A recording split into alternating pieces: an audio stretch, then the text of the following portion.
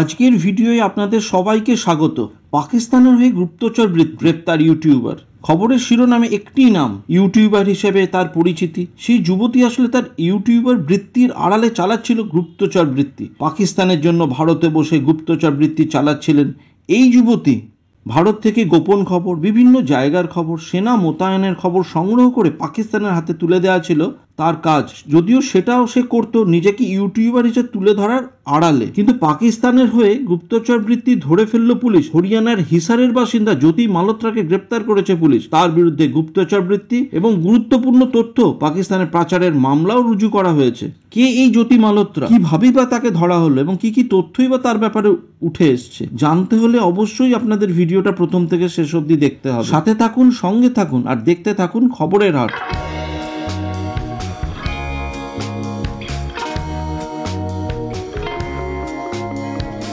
এমনও জানা যাচ্ছে জ্যোতি মালহোত্রা 2023 সালে দুবার পাকিস্তানে গেছিল। সেখানে তার সঙ্গে পাক গুপ্তচর সংস্থার আধিকারিকদের সাক্ষাৎও হয়েছিল।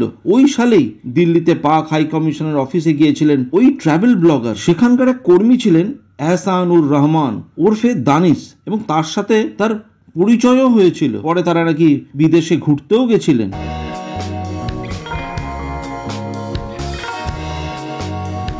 এদিকে দানিশকে নানা তথ্য সরবরাহ করছিলেন জ্যোতি, এমনটাও জানা যাচ্ছে নানা রকম তদন্ত থেকে। বিভিন্নভাবে messaging platform, WhatsApp, Telegraph, Snapchat, বিভিন্ন জায়গা থেকে অন্য নাম দিয়ে তিনি খবর পাচারও করছিলেন। ট্রাভেল উইথ জো নামে একটি ইউটিউব চালাতেন এই জ্যোতি মালহোত্রা।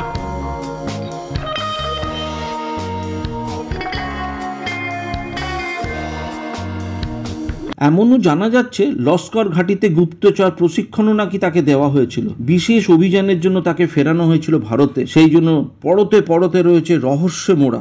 লস্করে তৈবার প্রধান প্রশিক্ষণ কেন্দ্র ছিল মুরিদকে। সেখানেই জ্যোতি গুপ্তচর বৃত্তির প্রশিক্ষণ নিয়েছিলেন বলে রিপোর্টে উঠে এসেছে। প্রশিক্ষণ শেষ হবার পর একটি বিশেষ অভিযানে ভারতে ফেরতও পাঠানো হয়েছিল তাকে।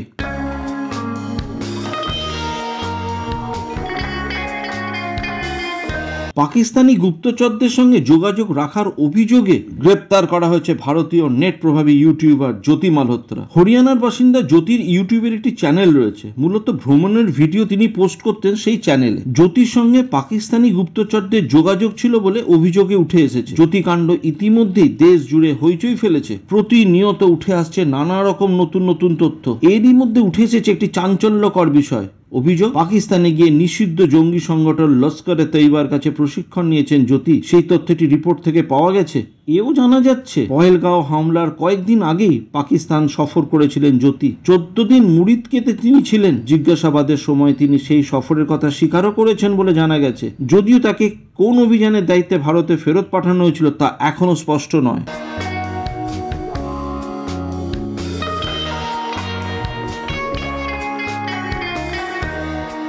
জানা গেছে পাকিস্তানে থাকাকালীন বিভিন্ন জায়গায় অবাধে যাতায়াত করার অনুমতি পেয়েছিলেন জ্যোতি। এমনকি অনেক সংবেদনশীল এলাকাতেও তিনি পরিদর্শন করতেন। জ্যোতি সে দেশে থাকাকালীন পাক পুলিশ তার জন্য ব্যক্তিগত নিরাপত্তার ব্যবস্থাও করেছিল বলে খবর পাওয়া যাচ্ছে। জ্যোতির ইনস্টাগ্রাম এবং ইউটিউব চ্যানেলের ভিডিও ঘেটে দেখা গেছে তিনি মাস দুয়েক আগে, অর্থাৎ পেহেলগাঁওয়ে জঙ্গি হামলায় 26 জনের মৃত্যুর ঘটনার আগে পাকিস্তানেও গেছিলেন। আটারি ওয়াঘা সীমান্ত পেরিয়ে ওপারে যাওয়া লাহোরের আনারকলি বাজার, পাক পাঞ্জাবের কটাস রাজ মন্দিরে ঘুরে দেখার ভিডিও রয়েছে জ্যোতির। পাকিস্তানের খাবার এবং ভারত পাকিস্তানের সংস্কৃতির তুলনা করেও ভিডিও বানিয়েছিলেন ইউটিউবার। সেই সময় জ্যোতি মুরিদকেতে গিয়ে গুপ্তচর বৃত্তির প্রশিক্ষণ নিয়েছিলেন বলে মনে করা হচ্ছে।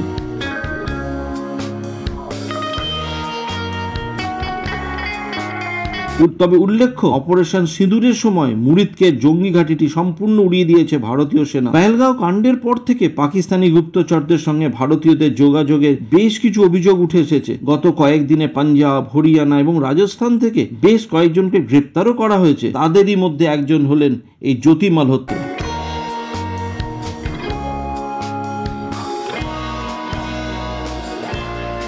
পাকিস্তানি চরদের পরিচয় গোপন রাখতে মোবাইলের অন্য নামে নম্বরগুলি সেভ করতেন জ্যোতি। তার মধ্যে জাট রন্ধাওয়া নামে একটি নম্বর সেভ করা ছিল। তদন্তকারীদের সন্দেহ ওই নম্বরটি আসলে পাকিস্তানি চর সাকিরের। এক পাকিস্তানি চরের সঙ্গে জ্যোতির ঘনিষ্ঠতাও তৈরি হয়েছিল বলে তদন্তকারী অফিসাররা জানতে পেরেছেন। জ্যোতি যখন বালি এবং ইন্দোনেশিয়া ঘুরতে গিয়েছিলেন সেই সময় তার সঙ্গে এক পাকিস্তানি চর ছিলেন বলে সন্দেহ করছেন তদন্তকারীরা। নয়াদিল্লিতে পাকিস্তান হাই কমিশনের আধিকারিক এহসান উর রহিম ওরফে দানিশের সঙ্গে এই ইউটিউবার জ্যোতি মালহোত্রার যথেষ্ট ঘনিষ্ঠতা ছিল বলে পুলিশ জানতে পেরেছে। তদন্তে এটাও জানা গেছে গত বছর নয়াদিল্লিতে পাকিস্তানি হাই কমিশনের আয়োজন করা ইফতার পার্টিতে যোগ দিয়েছিলেন জ্যোতি। সেই পার্টির ভিডিও নিজের ইউটিউব চ্যানেলে পোস্ট করে পাক হাই কমিশন থেকে বিশেষ আমন্ত্রণ পাওয়ার কথাও জানিয়েছিলেন। তবে এটাও উল্লেখ্য, গুপ্তচর বৃত্তি সংক্রান্ত অভিযোগে চলতি সপ্তাহে দানিশকে ভারতের অবাঞ্ছিত ঘোষণাও করা হয়েছে।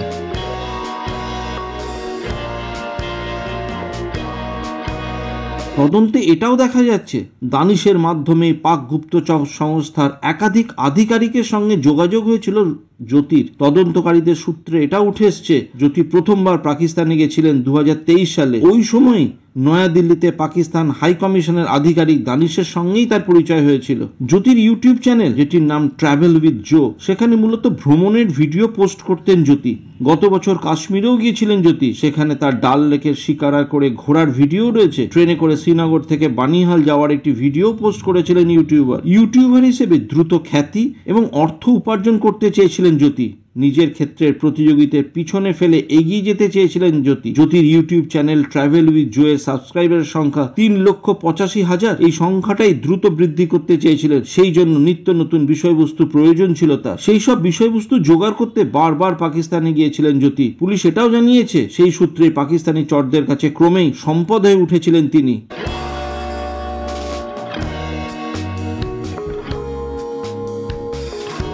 দেশ বিদেশে গিয়ে বিলাসবহুল হোটেল থাকতে পারতেন জ্যোতি, বিমানে বিজনেস ক্লাসে যাতায়াত করতেন তিনি। কিন্তু এত টাকা কি করে তার কাছে আসতো? বিশেষ কেউ কি চালে সেই খরচা তার জোগাতেন? সেই সব প্রশ্নের উত্তর খুঁজছেন তদন্তকারীরা। নাকি পাকিস্তানি গুপ্তচর সংস্থা ISI সেই টাকা দিত জ্যোতিকে, সেটাও জানার চেষ্টা করছেন গোয়েন্দারা। এটাও মনে করা হচ্ছে 20 জনেরও বেশি নেট প্রভাবী গুপ্তচর বৃত্তির সঙ্গে যুক্ত থাকতে পারেন বলে তদন্তকারীরা মনে করছেন।